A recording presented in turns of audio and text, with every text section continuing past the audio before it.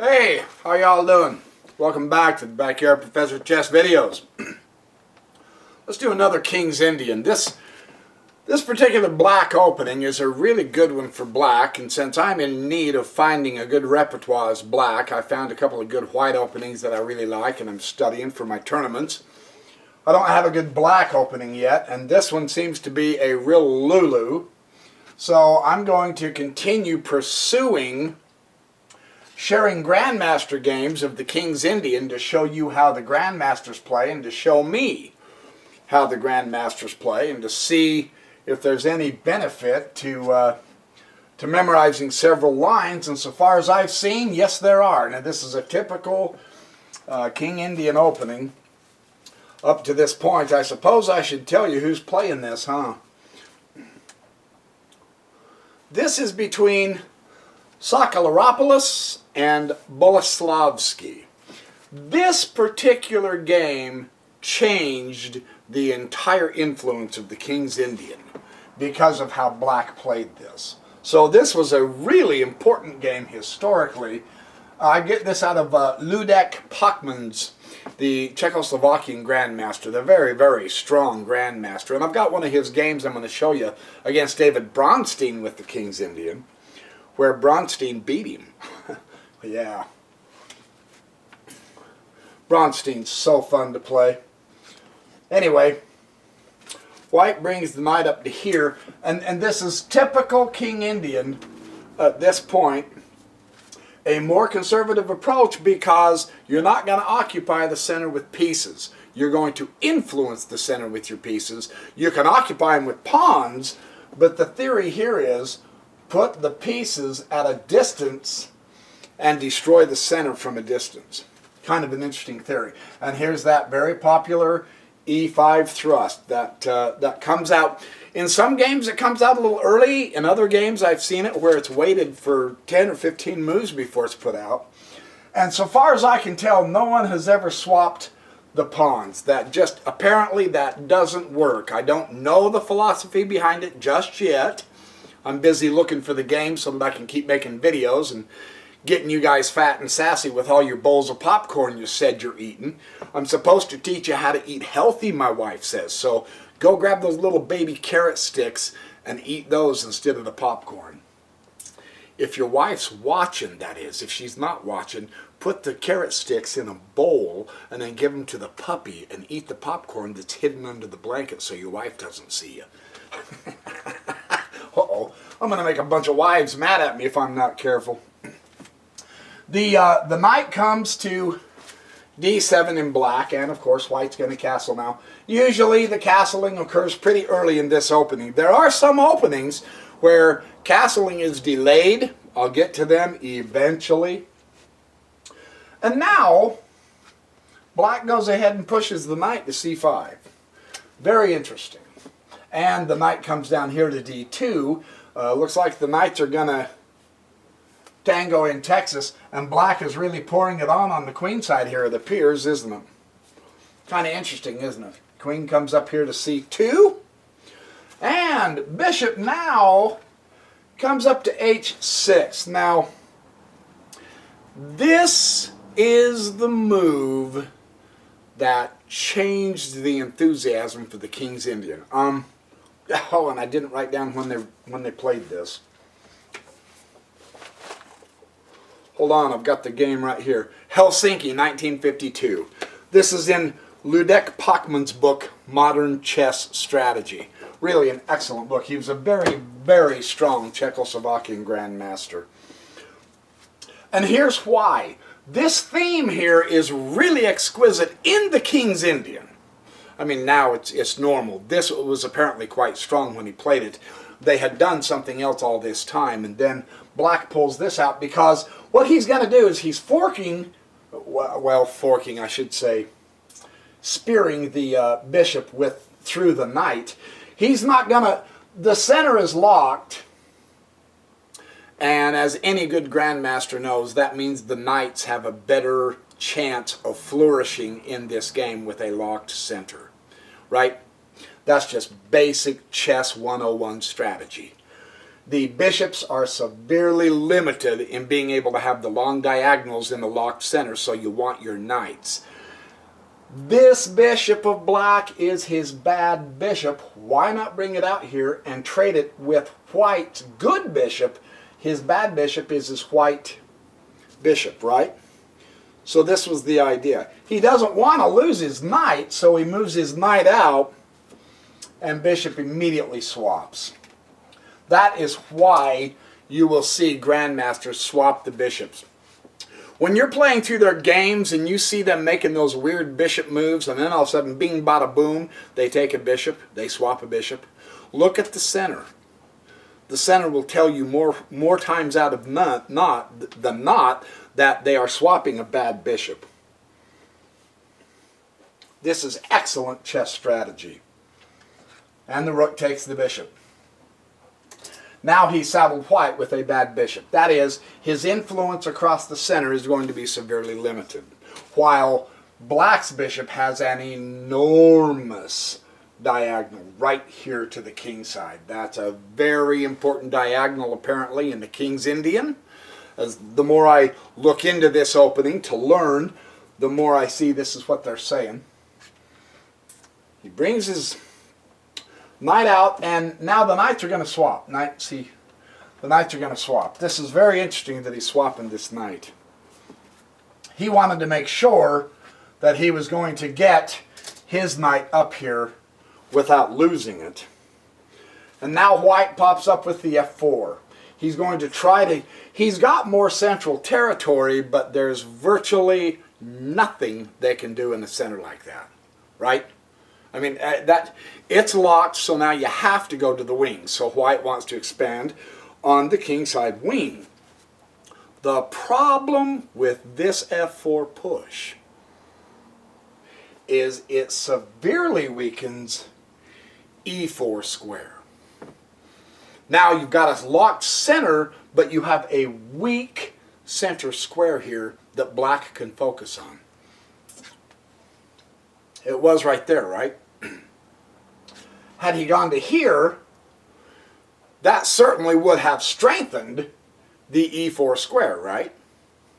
Instead, he pushed it to here, true, attacking black center somewhat, but leaving a very bad weakness, and it's a very powerful central square. And that's what black noticed. And as we get better at chess, we will begin noticing things like that, right? We'll begin to see and understand what a weak square is, what a weak pawn is, what a backward pawn is, what's a target, how do you find a target. He says essentially, rather than this move, queen to d2 was by far stronger. And you can see the reason why, can't you? Because then it would have been able to pop up to here and stop black from using his pawns as defense and offense. That would have been a much stronger position than what white did to himself. Instead, he created a weakness in his camp, right? So that's interesting. Well, e does take f4, absolutely, because the reason you want to do this pawn exchange is because now that weak e4 square right here, that's exposed to a rook on a file, isn't it? Absolutely. So that's a great move. And of course, the rook takes the f4. Now, at this point, yes, it's true, the rook supports the e4, and you've got a knight here that supports e4, and you've got a queen here that supports e4. Don't kid yourself, e4 is weak anyway. Watch. This is fascinating how this happens. Now cometh the lady. Queen to g5. You know, blare out the trumpets. Here she comes, baby. And then, of course, the rook will dodge back down to f1. The rook, with the pawns, the nature of the pawns, the nature of the board, the rook will be attacked, and it's not safe in the middle of the board right now. So a rook is a long-distance piece, right? Its influence can go all the way up and down or all the way across the board. So it's okay to pop it back down and use its influence from there. And here comes the bishop, getting the bishop up and developed. Rook c to e1 grabbing the file, rook A to E8, grabbing the file. Here we go. He's hitting the weak square E4. Bishop comes to D3 again. Now, here's the interesting thing. White has the, quote, bad bishop, inactive bishop, but it's not inactive now. And technically it's not weak. Well, it is. I mean, it's a big pawn. It's an overgrown pawn, but it's serving a very powerful defensive function right now, keeping that pawn intact.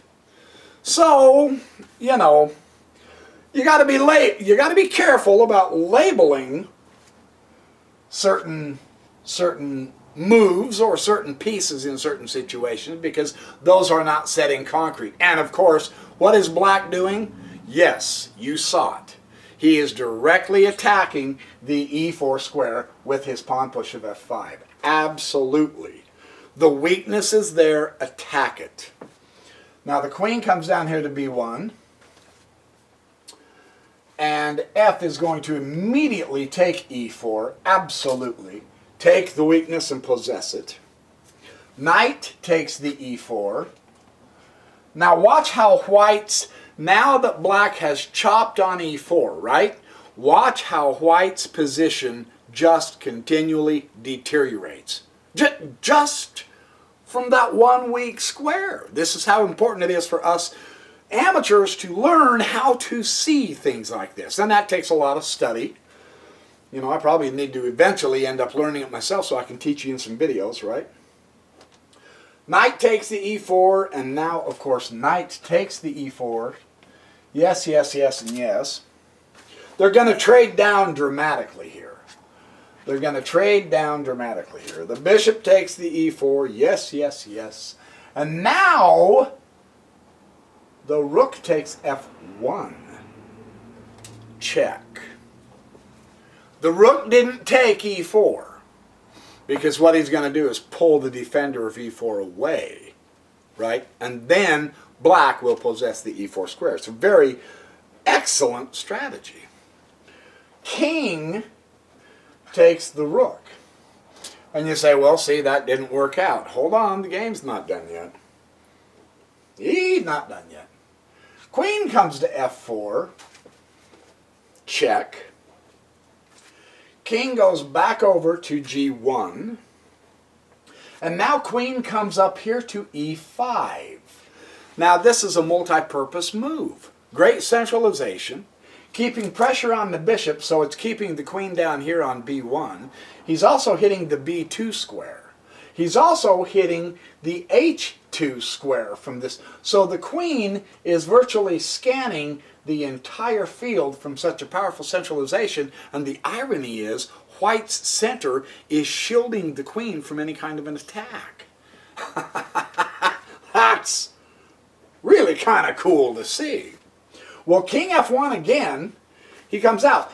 At this point, it's whittled down to the point to where the king itself becomes a piece white must use. And this is good endgame strategy, right? You want to use your king in the endgame, absolutely. And I'm studying endgames, and I've got to get better at those, absolutely. I'll show you some videos on some endgames someday. Queen takes H2. Like I say, from here, she was viewing the whole field. She comes down here and takes H2. And again, notice how the king position collapsed during and after the fall of the E4 pawn. That square is still weak. It's possessed by a piece. It has to be protected by a piece. It has to be protected by another piece because of his piece. And again, once again, another potential piece that can come up here and hit E4. It's fascinating to see that, isn't it? Quite very interesting. Well, the bishop does come to F3. And the queen goes to H1, check. And the king bumps up to F2. And queen comes up here to F4, check. And that's where white resigned the game. The position is just truly hopeless.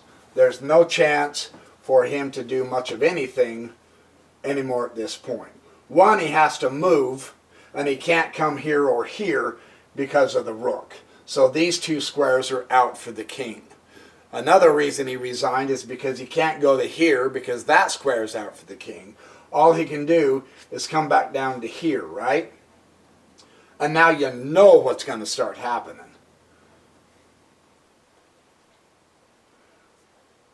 How did he say that?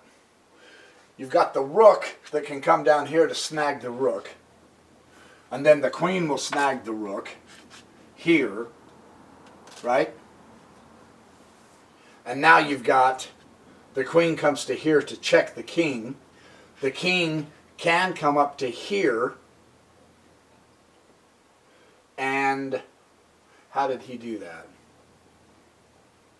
Oh yeah, well, nope, that's not how he did it. How did he? He might have swapped the queen. He might have swapped the queen because he's got the king majority. If I remember right, did he swap the queen? I saw this.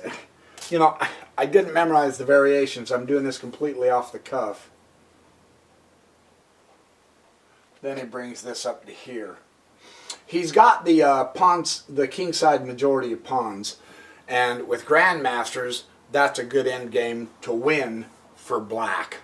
I'm not sure if that was the end variation or not. You guys look it over and you tell me. I'll look back over through the game. But anyway, that's a very interesting win that changed the characteristics of the King Indian because of that earlier bishop swap when black got rid of his bad bishop. That hadn't been done up to that point very often, and that really changed the nature of the game. He won against a very strong player of the white pieces, and technically the black player wasn't supposed to have won, so that really kind of woke up everybody and said, hey, wait a minute. Petrosian especially looked at the King's Indian quite hard, and Gligoric became a very excellent player of the King's Indian, as did Bobby Fischer. So anyway, there's your exercise. There's your video. Happy Mother's Day. Yes, I've been over and saw my mama. I've got some pictures on Facebook where my mom and I were goofing off and had a lot of fun with her. So happy exercising. Stay well. Be good. Do nice things. Be nice to one another. We may as well be nice to one another. The world's going to hell in a handbasket, and it's time to start being nice, right? Yeah, let's all be friends and get along. That would be a far better world to live in with our kids and our grandkids coming up. So anyway, I will see you in the next chess video.